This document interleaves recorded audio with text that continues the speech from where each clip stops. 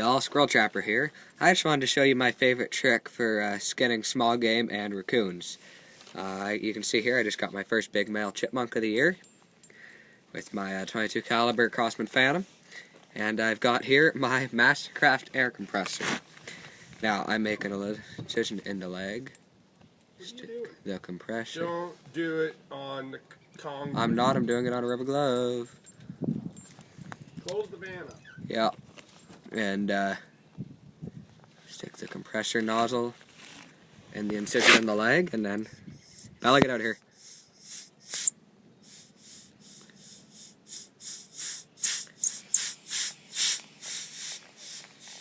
You can see him blowing up. And that literally skins him from the inside. I'll make that again.